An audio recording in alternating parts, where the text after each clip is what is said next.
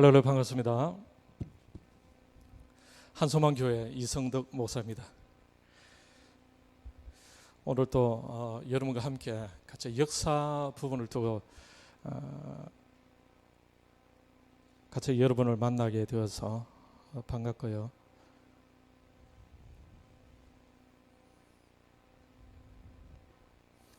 지난번에 그 마르크주의에 대해서 여러분 좀 어떠셨습니까? 나름대로 준비한다고 했는데 아마 좀 이 시대에 좀 필요하지 않는가 그렇게 생각이 들고, 예전에 그 유럽에 그 유령들이 떠들고 있었다 이랍니다. 어떤 유령이냐면은 그 유령이 바로 공산주의 유령이었다라는 거죠. 그래서 이번에 지금 우리 지금 영화 하나가 지금 중국, 그죠? 1953 금산 대전투입니까? 그 영화가 지금 우리나라 정부에서 상영 15세 관람 상영 허가를 이래 받았는데, 그 영화가 어떤 영화냐면은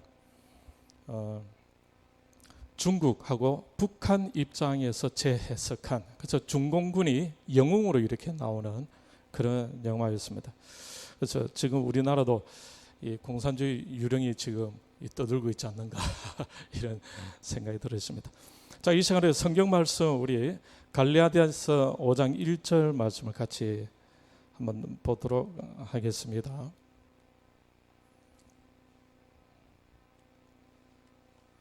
파워포인트가 지금 됩니까? 지금 안 되죠.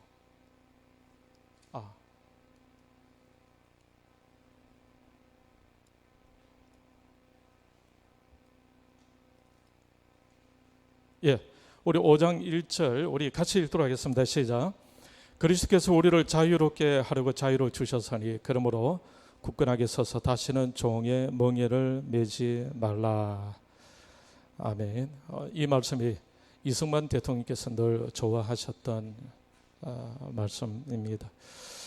오늘은 역사 강의 시간인데, 오늘은 이 대한민국에 살아가는 국민들이 바른 역사 의식이 시급하게 필요하지 않나 라고 이렇게 생각을 해봅니다. 너무나 왜곡된 역사 인식에 젖어 있음을 느끼고, 저 역시 역사를 좀 왜곡된 역사 인식을 좀 가지고 있었는데 요 근래에 많이 바뀌게 되었습니다. 이번에 지금 여러분 뉴스를 보게 되면 윤석열 씨와 김웅 국회의원 사이에 언급된 여자 한 분이 있죠. 조아무개 씨라고 있습니다. 대구 출신이고, 그리고 박원순 서울시장 후보 캠프에서 일했던 사람이고, 그리고 그 후에 국민의당 공천위원회의 회원으로 있었고, 그 다음에 그 후에 민주평화당을 거쳐서 미래통합당, 지금 우리 국민의힘당 전신이죠. 미래통합당 선거대책위원회 부위원장직을 맡았던 사람이 조성은 씨, 조아무개 씨입니다.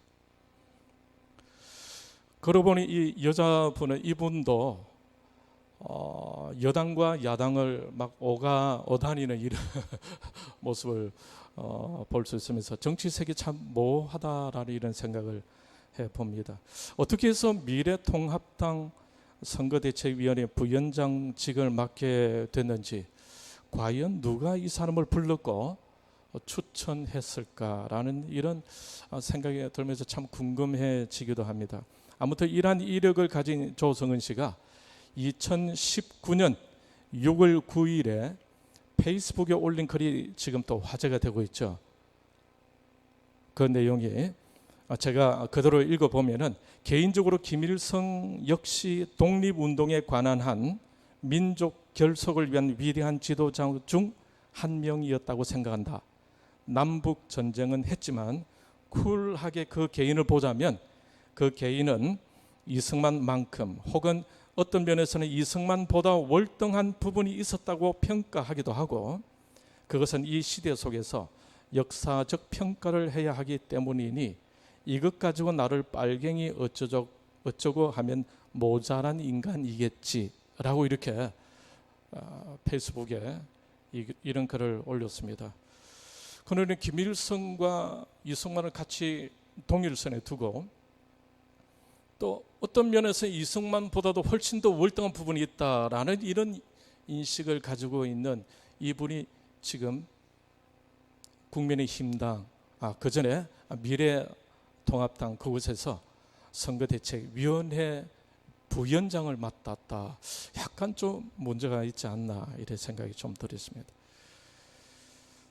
제가 지금 유튜브에 대한민국 건국사 영상을 나름 준비해서 올리는 이유가 저도 이제 늦게 깨닫고 그냥 제가 할 수 있는 애국심에 우리 소극적 발동이라고 아주 소극적으로 우리 깨나울의 회원들께서 너무나 열심히 하는 저는 그나마 숫자만 좀 채워주고 그러면서 역사에 제가 좀 불이 붙게 되어졌어요. 그래서 개인적으로 그 역사에 대한 바른 인식을 좀 같이 공유하고자 준비를 했었습니다. 31편을 이미 6개월 전에 준비 작업을 마치고 한 주에 하나씩 다시 점검하면서 영상을 찍어 올리고 있습니다. 올리고 있는데 그래서 주위에서 어떤 분이 조금 더 짧게 좀 해줄 수는 없나 라고 해서 14분 정도 보통 평균 그래 걸리는데 7, 8분으로 이렇게 짧게 해서 지금 준비를 작업을 하고 있습니다. 저는 뭐 구독자 수 올리는 것과는 전혀 상관없습니다. 상관없고 그저 같이 공유하여서 이 대한민국 건국사를 같이 알아가자라는 그런 취지로 하고 있으니까 여러분 뭐 오해하지 마시고 같이 좀 역사 아는 일에 같이 동참해 주시면 감사하겠습니다. 그리고 혹 이 건국사 영상을 이렇게 받아보고 싶으신 분들은 이 전화번호로 문자를 보내주시면은 제가 이 번호로 문자 유튜브 영상을 보내드리도록 하겠습니다. 그래서 유튜브에 올려드리는 대한민국 건국사 영상과 함께 이호 목사님의 하나님의 기적과 대한민국 건국이라는 책이 있습니다. 그리고 김재동 목사님의 한국 근현대사 바로 알기라는 또 책이 있는데 이런 책도 구입하셔가지고 개인적으로 공부해 주실 것을 적극적으로 제가 권해드립니다. 그리고 한 달에 한 번씩 오늘 이 현장 개나울에서 근대사를 같이 생각해 보고자 하는데요. 근대사는 결국에는 조선이 왜 망할 수밖에 없었는지를 알아보는 시간입니다. 그리고 대한민국 건국사는 건국될 수 없는 그런 환경 속에서 건국하게 되는데 그 건국 과정들이 결국에는 그 당시에 세계 부흥 운동 사이의 결실의 한 부분이었음을 제가 말씀드리고 싶었어요. 그리고 그것이 바로 하나님의 기적이고 하나님의 은혜이다라는 사실을 여러분 건국사 유튜브를 쭉 보고 이제 계속 지금은 4편을 지금 이제 요번 내일이면 이제 4번째 올라가는데 계속 보시면은 세계 부흥사 무디 목사님이 미국에서 부흥사의 그 놀라운 역사를 일으킬 때에 그때에 헌신했던 그 선교사님들이 우리나라 오게 되었는데 그분들이 언더우드, 아펜젤 이와 같은 선교사님들이었어요. 그분들로 말미암아 복음이 조선에 전해지게 되고 그 가운데에 이승만 청년이 복음을 경험하게 되셨다. 아주 역사적인 그런 현장. 그래서 여러분 대한민국 건국사 유튜브도 여러분 꼭 보시면서 공부를 해 주시면 감사하겠습니다. 자, 오늘은 첫 시간에 먼저 나누고자 하는 주제는 그레이트 게임과 조선의 상황이라는 주제로 같이 나누도록 하겠습니다. 조선이 쇄국 정책으로 일관하고 있을 때 세계는 계몽주의와 산업혁명으로 놀랍게 변화되고 있었습니다. 이때 고요한 동쪽의 나라라고 불렸던 조선은 서서히 긴장과 압박 속으로 빠져들어가게 됩니다. 왜냐하면 세계 열강들의 세력이 드디어 한반도 쪽으로 집중하고 있었기 때문에 그렇습니다. 그래서 그레이트 게임이란 중앙아시아의 패권을 차지하기 위해 벌이던 대영 제국과 러시아 제국 간의 전략적 경쟁이자 냉전을 총칭하는 말을 그레이트 게임이라 이렇게 부릅니다. 이 말을 이해하기 위해서는 1815년에 일어났던 워털루 전쟁으로 돌아갈 필요가 있어요. 나폴레옹이 지휘하던 프랑스 군대와 웰링턴 장군이 지휘하던 영국과 프로이센 연합군과의 전쟁이 벨기에 남동부 워털루에서 일어나게 됩니다. 이 전쟁에서 패한 나폴레옹 장군은 역사의 뒤안길로 사라지게 되고, 이 전쟁 이후에 유럽의 재편을 위해서 1815년에 오스트리아 빈에서 빈 회의가 최종적으로 열려졌습니다. 이 빈 회의를 연 이후에 유럽에는 새로운 질서가 태동하게 되어집니다. 이때 등장한 큰 세력이 있었는데 그 세력은 다름 아닌 영국과 그리고 러시아였습니다. 여기서 역사학자들은 영국을 세계 패권국이라고 불렀어요. 그리고 러시아는 영국의 패권에 대한 도전국으로 이렇게 불렀습니다. 이후로 영국과 러시아의 대결 구도가 전 세계적으로 형성되게 됩니다. 이 당시 영국에는 이미 산업혁명이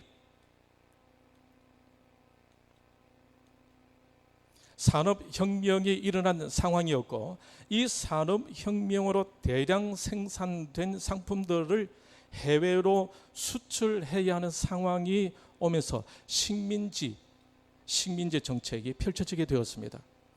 방대한 해외 식민지를 바탕으로 영국은 대영 제국을 이루어 갔고, 본국인 영국과 식민지국 간에 연결되던 해상 교통로는 대영 제국의 생명선이나 다름없었어요.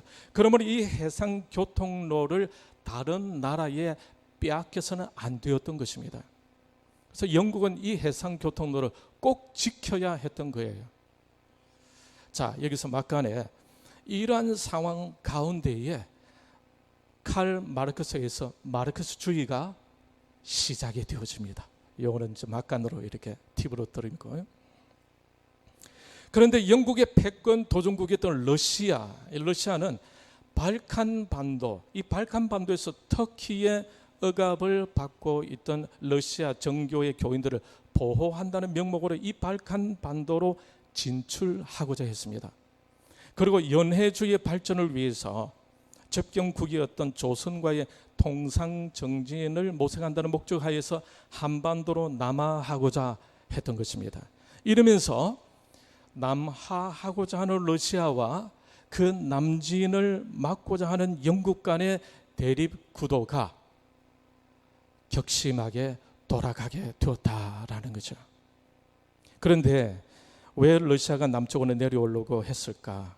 그것은 유럽과 아시아의 북방에 위치한 러시아는 서구 열강들과 경쟁할 만한 그런 힘을 보유하기 위해서는 겨울에도 얼지 않는 항구가 꼭 필요했었던 거예요. 그래서 겨울에도 얼지 않는 부동항이 러시아에게는 꼭 필요했었고, 그러한 부동항을 확보하기 위해서는 해양 쪽으로 진출해야만 했던 것입니다. 러시아가 바다로 진출할 수 있는 출구가 한 세 가지 방향으로 생각할 수 있는데, 첫째로 저 위에 보면 발틱해가 있죠. 발틱해를 통해서 대서양으로 진출하는 것입니다. 그리고 둘째로 흑해를 통해 가지고 지중해로 진출하는 것이고, 셋째로는 우수리강과 해양 사이에 있는 지역으로 획득해서 동해를 통해 태평양으로 진출하는 것, 이 세 가지 방법이 있습니다. 그런데 첫 번째 출구 발틱해를 통해서 진출은 영국, 독일, 프랑스 등 열강들 때문에 힘들었고, 두 번째로 두 번째로 흑해를 통해 지중해를 진출하는 것도 만만치 않았어요. 그리고 셋째로 우수리 강과 동해를 통해 진출하는 것이 최상의 길이다라고 생각하고 이 동해 길을 택하게 되었던 것입니다. 그런데 러시아가 해상으로 진출하려고 할 때마다 해상 교통로를 뺏기지 않기 위해서 패권 국가였던 영국은 격렬하게 저지를 하죠. 이처럼 영국과 러시아의 그 대결 구도는 점점 더 팽팽하게 진행되어져 갔던 것입니다. 이런 대영 제국과 러시아 제국 간의 전략적 경쟁이자 냉전을 일컬어서 뭐라고 하느냐면은 그레이트 게임이라고 학자들이 부르고 있는 것입니다. 이런 그레이트 게임의 대결 구도 속에서 러시아는 한반도 쪽으로 진출하고자 굉장히 애를 쓰게 됩니다. 러시아가 한반도를 넘보려고 할 그 시점에 어떤 일들이 있느냐면은 영국을 중심으로 한 다른 유럽 나라들도 아시아 쪽으로 진출하고자 꾀하고 있을 그때였어요. 그러니 아시아 동쪽 한반도에는 조선의 의도와는 전혀 상관없이 어쩔 수 없이 한반도에는 그레이트 게임의 소용돌이가 일어날 수밖에 없었던 것입니다. 이러한 세계 역사적인 소용돌이를 과연 누가 그 소용돌이를 막을 수가 있었겠습니까? 그렇게 해서 한반도는 영국과 러시아 대결뿐만 아니라 또 주변의 나라들이 있지 않습니까? 청나라 그리고 일본 이런 과의 관계로 인해서 더욱더 복잡한 상황으로 흐르게 됩니다. 이러한 세계적인 복잡한 대결 구도가 한반도로 이동하고 있을 당시에 그때 그러면 조선은 어떤 상태에 있었을까? 조선의 이러한 국제적인 이러한 정세에 대해서 전혀 인지하지를 못하고 있었어요. 앞으로 이 한반도에 어떤 풍랑이 일게 될 것인지에 대한 어떠한 정보도 가지고 있지 못한 상태였습니다. 오히려 조선 내부에는 왕실 중심으로 자체적인 역사적 소용돌이로 힘들어 가고 있었던 겁니다. 그 당시에 어떤 일들이 일어나느냐 하면은 철종이 후사가 없이 성하하고 맙니다. 그러자 철종의 육촌 흥선대원군 아들인 고종이 1863년 1월 21일 12살의 나이로 즉위하게 됩니다. 1863년이라 하면은 영국에서 산업혁명이 한창 일어난 시점이 1815년이니까 영국에서 산업혁명이 한창 진행되고 있을 그때로부터 약 48년 후의 일인 거죠. 이때 유럽에는 산업혁명으로 인해서 근대화 작업과 함께 식민지를 찾아 제국을 확장시키고자 할 그때였던 거죠. 이때 조선의 상황 어떻습니까? 너무 어린 12살의 고종이 왕이 되자 그의 아버지 흥성대원군이 섭정을 하게 됩니다. 이때가 고종 1년 1864년의 일입니다. 1864년 일본과의 강화도 조약이 언제 일어나죠? 1876년에 일어나게 되죠. 그러니 강화도 조약 체결이 있기 12년 전에 고종이 즉위하게 되고 그 아버지 흥성대원군이 섭정하게 되는 이런 상황. 국제 정세에 대해서는 어두운 채 내부적으로 이처럼 매우 복잡하게 돌아가고 있었던 것입니다. 주변국들인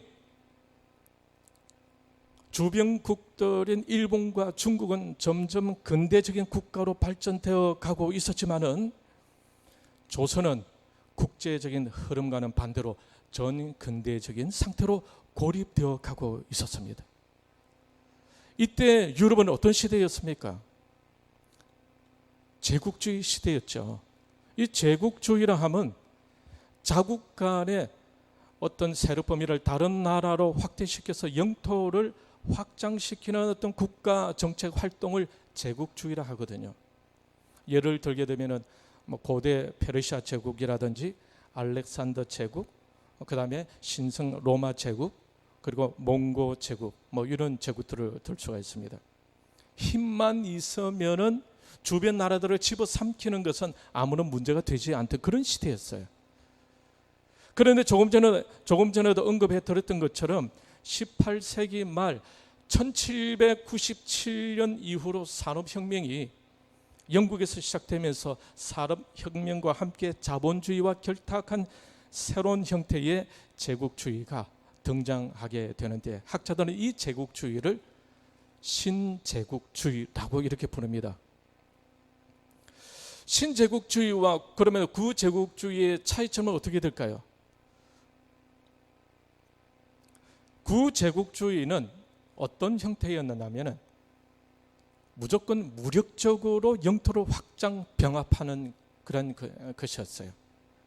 그렇다면 신제국주의는 그것뿐만 아니라 동맹을 맺기도 하고 또 협상을 맺기도 하고 또 연합도 하기도 하면서 이러한 평화적인 외교 교섭을 통해서 식민지화하면서도 경제적 이권을 추구한다는 점이 달랐다. 이것이 신제국주의입니다. 이런 강의를 시작하면서 말씀드린 것처럼 영국에서 시작된 산업혁명이 서양 다른 나라로 확산되면서 상품이 대량으로 급속하게 생산하게 되어집니다. 이렇게 생산된 대량 상품을 소비를 해야 하지 않겠습니까? 그런데 소비를 해야 하는데 근데 자기 나라들에서는 이제 너무 과잉으로 생산되어진 거죠. 그러다 보니까 그런 상품들을 소비하기 위해서 서구 열강들은 동아시아 시장을 넘보게 되었던 것이죠. 그래서 동아시아 지역의 나라들을 강제로 개방시켜서 그 나라들의 원료 공급 기지로 삼기도 하고 또한 상품 판매 시장으로 활용하고자 했던 것입니다. 그런데 문제는 근대화된 서구 열강들은 아시아에 속한 국가들을 근대적 주권 국가로 보지 않았다라는 것이 문제예요. 그래서 근대적인 국제정치 질서와는 다르게 불평등 조약 혹은 제국주의 질서를 강제로 적용시키면서 식민지화하려고 했다라는 것입니다. 그러면서 서구 근대 국가들은 영토 확장과 식민지 정책과 전쟁이라는 정책을 선호하면서 동아시아 지역으로 진출하게 됩니다. 때로는 선교사와 군함과 대포를 앞세워서 자기보다 약한 후진 약소국들을 침략해서 주권을 강탈하고 지배하기도 했습니다. 그 시대는 그러한 정책이 정당화되던 힘의 논리 시대였다라는 거예요. 약하면은 잡아먹히는 거예요. 약한 나라가 강한 나라에 의해서 정복당해도 어디에도 하소연할 수 없던 그런 시대가 바로 그 시대였습니다.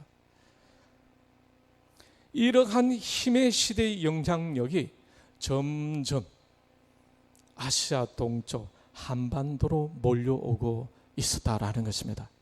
러시아는 겨울에도 얼지 않는 항구를 얻기 위해서 남쪽 한반도를 내려오기를 원했고, 그러한 러시아의 움직임을 보고 있던 영국은 어떻게 했습니까? 해상 교통로를 빼앗기지 않기 위해서 남하하는 러시아를 유럽에서 저지했던 것처럼 한반도에서도 막아야 했던 것입니다. 그러니 한반도는 남하하고자 하는 러시아와 막고자 하는 영국과의 대결 속으로 원치 않게 어쩔 수 없이 빠져들고 있었던 거예요.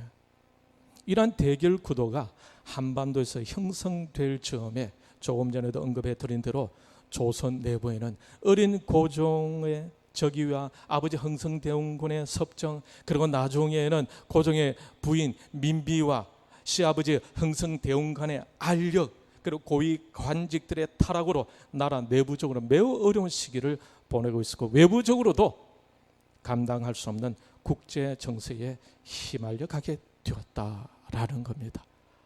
야, 참 이 조선이 참 어렵게 진행되고 있죠, 그죠? 그래 조선의 의도와 원치 않게 상관없이 한반도는 그냥 소용돌이로 빠져들고 있었던 것입니다. 여러분 이쯤 되면은 이 한반도에 앞으로 어떤 일이 생길까 조금 불길한 예감도 좀 들 수 있겠죠. 그런데 열강들이 왜 한반도로 몰려오게 되었을까? 그것은 한반도는 지정학적으로 매우 중요한 위치에 있었기 때문에 그렇습니다. 역사학자 SCM 페인이라는 사람이 있는데 이 분의 말을 인용하게 되면은 한반도는 극동에서 가장 전략적인 위치 중에 하나다라고 이렇게 이야기를 했어요. 그래서 페인의 분석하기를 어떻게 분석을 했냐면 한 세 가지 정도로 분석을 했는데, 첫 번째로 한반도를 우리 같이 한번 읽어볼까요? 시작. 한반도는 중국, 일본, 러시아라는 동아시아의 주요 3국이 만나는 지점이며 그들은 저마다 한반도를 자국의 안보에 사활을 걸 수밖에 없었다라고 이렇게 이야기를 하고 있습니다. 일본의 경운을 보게 되면은 한반도가 동아시아 그 대륙에서 일본을 향해서 돌기해 있지 않습니까? 그렇기 때문에 어떤 나라가 한반도를 점령하게 된다면은 일본에게도 매우 위험했다라는 것입니다. 또한 반대로 일본 편에서 볼 때는 아시아 대륙으로 군대가 진출하기에 가장 용이한 출발점이 되는 곳이 된 거예요. 그러나 이 한반도가 다른 나라가 지배하도록 내버려 두어서는 일본에게 손해가 있을 것이다, 위험해질 것이다 라고 생각을 한 것입니다. 이렇게 페인은 분석했어요. 이 분석이 또 일본 사람들의 생각 그대로입니다. 그리고 둘째로 보게 되면은 같이 읽겠습니다. 시작. 러시아 입장에서 볼 때의 한반도는 러시아가 갖고 있지 않는 따뜻한 항구들을 보유하고 있었으므로 어떤 나라가 이 한반도를 차지하게 되면 러시아에 큰 위협이 될 수 있다고 생각했다. 그리고 세 번째로 보게 되면은 같이 읽겠습니다. 시작. 중국 대륙의 입장에서 볼 때에 한반도는 특별한 의미를 갖습니다. 중국의 남방과 북방을 연결하는 해상 공간은 황해입니다. 전통적으로 황해는 중국 남부로부터 베이징으로 쌀과 그 밖에 중요한 물자를 실어 나르는 통로가 바로 황해였습니다. 그런데 한반도는 그 황해의 동편을 어떻게 하고 있습니까? 에워싸고 있잖아요. 따라서 어떤 세력이 이 한반도를 지배하느냐에 따라서 중국의 전략적 지형에도 크다는 변수가 될 수밖에 없었다라는 겁니다. 그러므로 한반도는 러시아나 일본이나 중국의 입장에서 볼 때에 그들 자국의 안보를 위해서 중요하지 않을 수가 없었던 것이죠. 이처럼 한반도는 러시아, 청나라, 일본 사이에서 지정학적으로 매우 중요한 지점에 있었습니다. 그래서 한반도는 이웃으로부터 항상 침략이 있을 수밖에 없는 그런 아슬아슬한 그런 지역이었다라는 사실이에요. 그런데 그 한반도에서 우리가 아직까지 버티고 살아남았다라는 것은 대단한 거죠. 아주 대단한 것입니다. 조선은 국력을 강화하지 않으면은 어떤 나라로부터 침략을 당하지 않을 수가 없는 그런 상황이 있었죠. 그리고 이란 한반도 주변 상황과 함께 또 다른 그림자가 드리고 있었는데 그것은 무엇입니까? 영국과 러시아의 뭐라고 불렀죠? 그레이트 게임. 이 그레이트 게임의 그림자가 민감한, 안 그래도 민감한 한반도인데 이 민감한 한반도로 그 그레이트 게임이 이동하고 있었던 것입니다. 조선 정부는 이것을 전혀 인식하지 못하고 있는 그 가운데에 그 대결 구도는 점점 한반도를 조여오고 있었다라는 겁니다. 그런데 조선은 모르고 있었어요. 이럴 때 조선은 이웃 나라와 어떤 관계를 가지고 있었을까? 조선은 그 당시 아시아의 질서, 어떤 질서입니까? 뭐라고 하죠? 어떤 질서라죠? 중화 질서라고 하죠. 중화 질서 속에 있었습니다. 이 중화 질서라는 것은 한마디로 중국 중심의 질서다, 이 말입니다. 중국 중심의 질서. 그 당시에 동아시아에는 중국을 중심으로 형성된 독특한 문화가 있었습니다. 중국은 자기들 스스로가 세계를 단일 제국으로 간주하고 있었어요. 그 지금 문명이 가장 발달하고 가장 우수한 나라가 어느 나라라고요? 중국이다라고 이렇게 생각을 하고 있었고, 주변에 있는 조선이나 베트남 그리고 르큐 등 이런 주변국들은 오랑캐 혹은 속방 이 정도로 여기고 있었어요. 그러니 중국은 자칭 세계의 중심국이었던 것입니다. 하늘의 뜻을 받들어 세상을 다스리는 천자가 중국 황제로 군림하고 있고, 덕을 가진 그 황제가 주변 오랑캐 나라들에게 은혜를 베풀어서 야만족들을 문명화시키려고 한다고 그렇게 생각하던 나라가 바로 중국이었습니다. 그래서 중국과 주변국 사이에는 어떤 질서가 4대 질서라는 것이 생겨나게 된 것입니다. 마스크 계속 끼고 있으면 답답하시죠? 한번 같이 한번 따라합시다. 4대 질서. 예. 이 4대 질서가 그때 생겨난 거예요. 그래서 주변국들은 중국에 조공을 바쳐야 했고, 그리고 주변국들은 자기 나라의 왕을 세울 때도 있지 않습니까? 자기 나라의 왕을 세울 때도 중국 황제의 성인을 받아야만 했던 것이죠. 중국의 책봉을 받아야 왕으로서 일정한 영토 지배를 인정받을 수 있었던 것입니다. 책봉, 조공 체제에 속한 나라들은 중국이 정하는 절차나 어떤 규모에 따라서 정기적으로 중국에 사신을 파견해야 했었습니다. 그리고 특산물을 조공으로 바쳐야 하는 이런 의무가 부과되었습니다. 그래서 정기적으로 조공사를 중국에 파견해야 했던 것이죠. 조선도 이 4대 질서 속에 있었던 것입니다.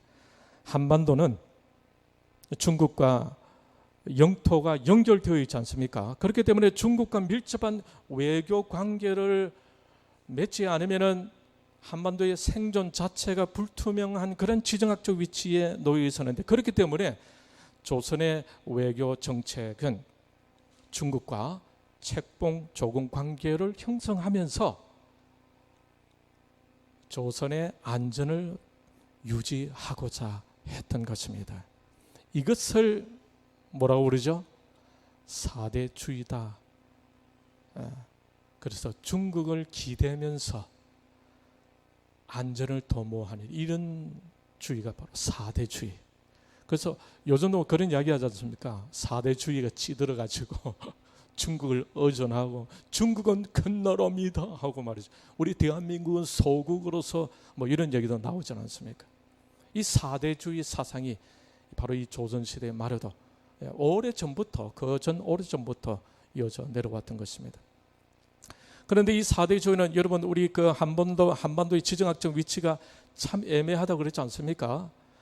그런데 이 4대주의는 왕조의 유지와 생존을 위해서 참 어쩔 수 없는 그런 전략적인 선택이었다라고 보면 됩니다. 뭐 어쩔 수 없어요. 약소 국가의 비애가 아니겠습니까?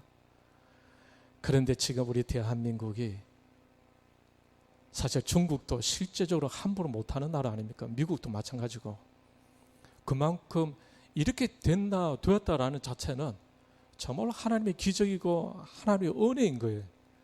그래서 이 나라를 정말 잘 지켜가야 되는데, 그동안에 우리는 지켜야 한다는 책임감을 많이 갖지 못했던 것 같아요. 열심히 일을 해서 돈을 많이 벌어서 자녀들 공부 잘 시키고 결혼 잘 시켜서 그 다음에 노후에 안전하게 잘 지내다가 주님 부르시면 할렐루야 하고 천국 간 이런 스타일에 우리가 젖어 있었지 않는가. 근데 지금 이 상황에 보니까 좀 더 이 나라를 지켜가야 하는 것에 신경을 쓸 걸, 이런 후회가 좀 되기도 하지 않습니까? 참 약소 국가에 비해 조선 그때가 그랬었습니다. 이때 조선은 내부적으로 또 어떤 상황이 있었냐면 조선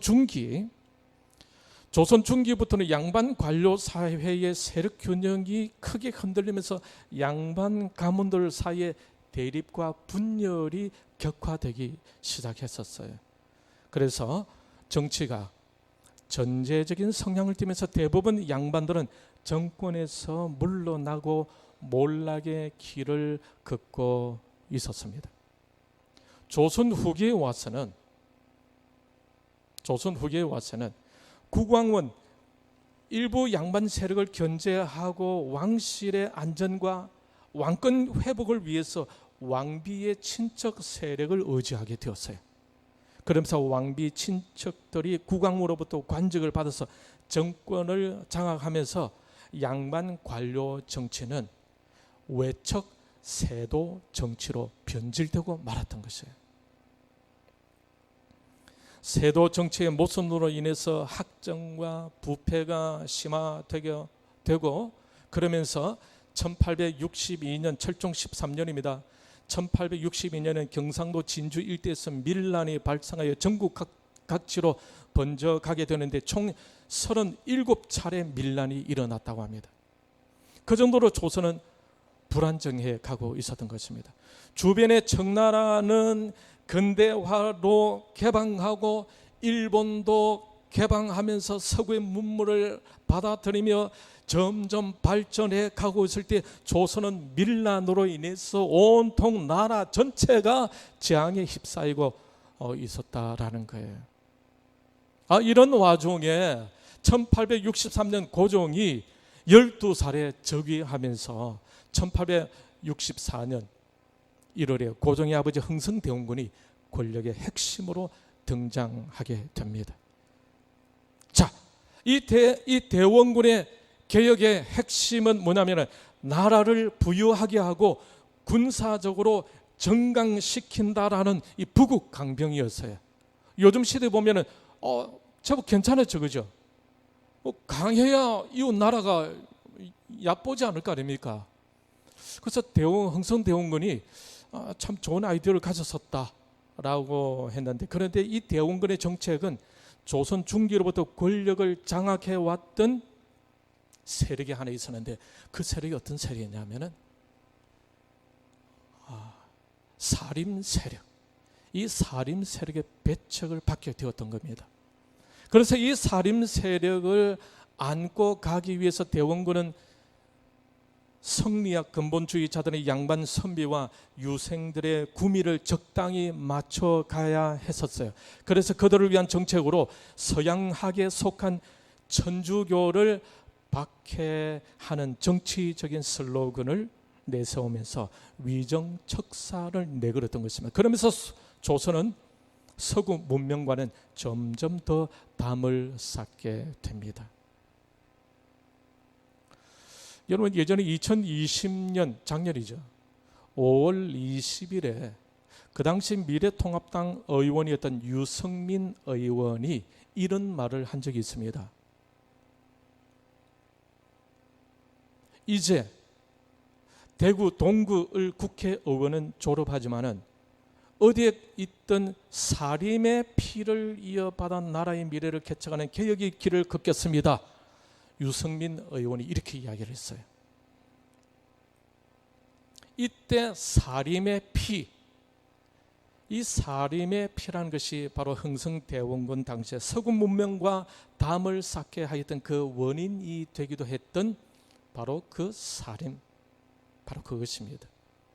주체적인 생각은 참 좋은 것이라고 할 수 있으나 그 당시에 세계 정세를 잃지 못하고 세계를 향한 근대화의 역행을 하게 했던 것이 바로 사림 세력이었다라는 거죠. 이 사림 세력 때문에 흥성대원군이 위정척사를 내걸게 되었던 것입니다.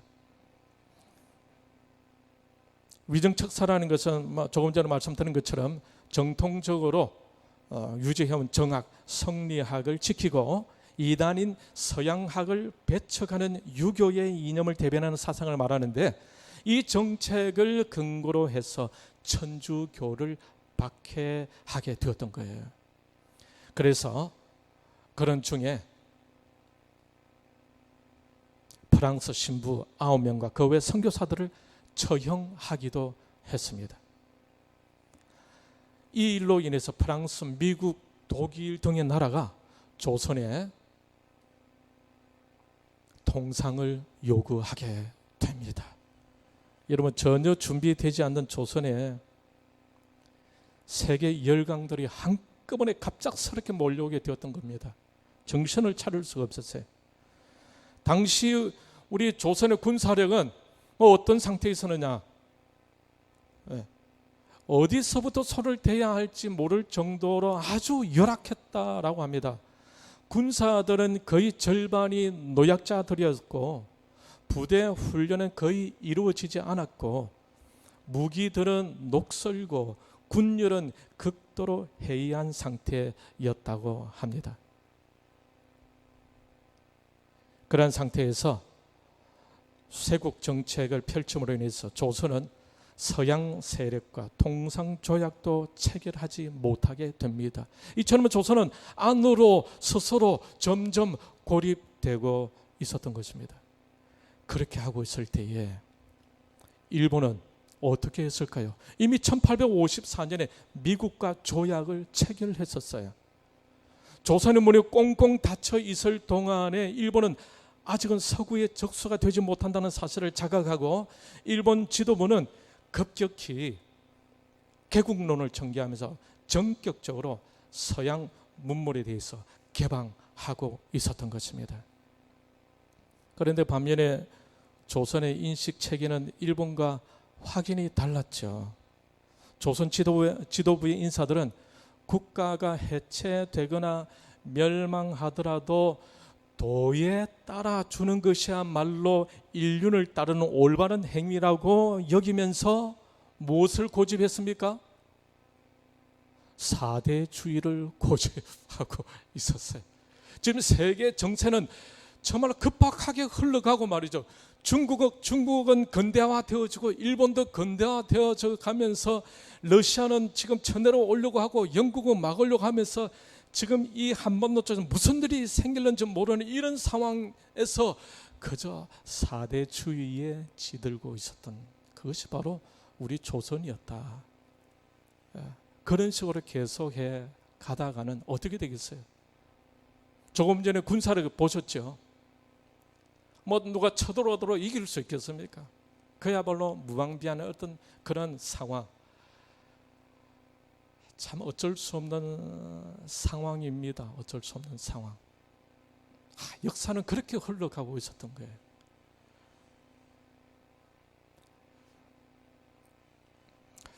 그래서 그때의 이 조선 나라의 미래에 대한 생각과 외교적 처세술에 있어서 많은 문제가 있었지 않는가. 지금 한반도 주변에 흐르는 정세에 대한 정보가 전혀 없었다라는 것. 일본은 서구 열방의 문호를 개방하면서 점점 근대적으로 발전해 가고 있었고 조선은 쇄국 정책으로 그 당시의 국제 흐름이었던 근대적 발전의 기회를 놓쳐버리고 마는 것입니다. 그래서 여러분 중국도 서양 나라와 직접 통상을 맺게 되어지죠. 일본도 미국과 직접 통상을 맺게 되어지죠. 조선은 이런 유럽과 미국 이런 나라에 직접 통상을 맺는 것이 아니라 일본을 통해서 간접적으로 또 강제적으로 강화도 조약을 갖게 되어진 거예요. 그런데 이 시대, 그 당시 시대의 흐름에 적극적으로 대처하지 못하고 억지로 끌려가면서 매를 맞으면서 개국이 되어져가는. 그때 말이죠. 그때 좀 더 적극적으로 미리 어디에 붙어야 이 조선이 더 나을 것인가 생각해서 바른 판단들을 해야 되는데 그렇지 못했다라는 것입니다. 그래서 세계 정세를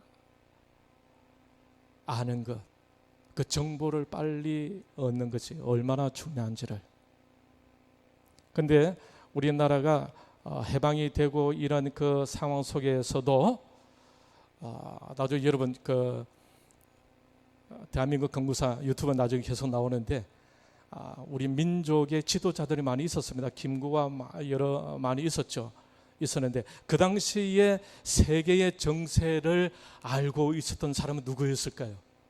이승만밖에 없었어요.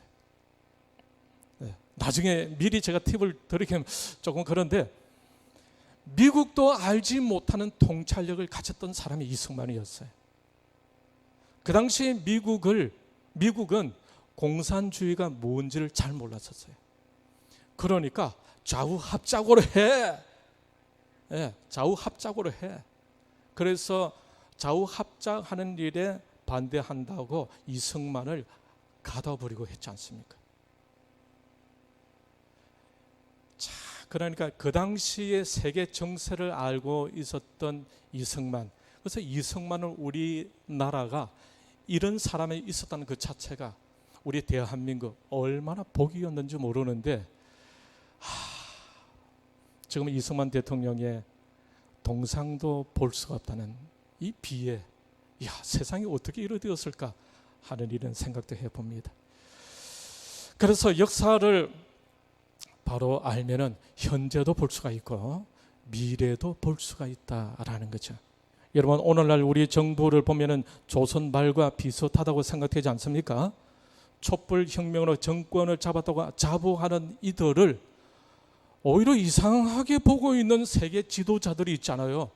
그죠? 우리는 촛불 혁명으로 정권을 잡았으면 하는데 세계에서는 왜 이래 도대체? 이미 오래전에 그런 혁명적인 어떤 부분에 피해를 다 입었던 이 서구 열강의 많은 나라들이 그거 아닌데 저러고 있지 라는 이런 눈으로 보고 있잖아요. 그래서 이런 것들을 보게 되면 참 마음이 안타깝게 짝이 없습니다. 어떤 초등학생 6학년이 그 전에 TV 한번 나왔어요.